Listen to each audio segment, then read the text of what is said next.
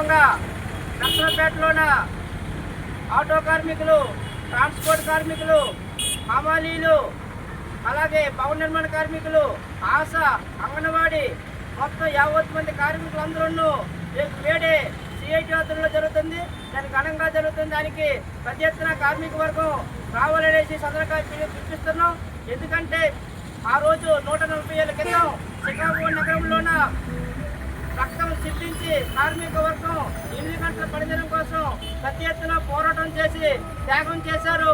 ఆ వీరుల యొక్క పోరాటానికి చిహ్నంగా రేపు మేడే కార్మికుల దీక్షా దినంగా పిలుపుడం జరుగుతూ ఉన్నది. ఇప్పుడున్నటువంటి కేంద్ర రాష్ట్ర ప్రభుత్వాలు 8 గంటల పనిదినం స్థానంలోన 12 గంటలు 13 గంటలు పనిదినాలు పెంచే విధంగా 4 లేబర్ కోడ్లు ఈరోజు తీసుకొచ్చి కార్మిక వ్యతిరేక లేబర్ కోడ్లు కార్పొరేట్లకు అనుకూలంగా తీసుకురావడం జరిగింది. దీనివల్ల కార్మిక వర్గం నష్టపోయే ప్రమాదం ఉన్నది. వెట్టి చాకరీ చేసే విధంగా ప్రభుత్వాలు ప్రయత్నం చేస్తున్నాయి. Anganwadi, ASHA, mid day meals, scheme వర్కులకి ఇప్పుడు కూడా గౌరవ వేతనం ఇస్తుంది తప్ప డిక్లేర్ చేయటం లేదు. కనీస వేతనాలు ఇవ్వాలనేసి హైకోర్టు ముట్టిగా పెట్టినా ఈరోజు అమలు చేయని పరిస్థితి కూడా జరుగుతూ ఉంది. అమలు కానీ ట్రాన్స్పోర్ట్ కార్మికులు కానీ ప్రస్తుతం డీజిల్, పెట్రోలు కొరత వల్లేమో ఇబ్బందులు గురవుతున్నారు.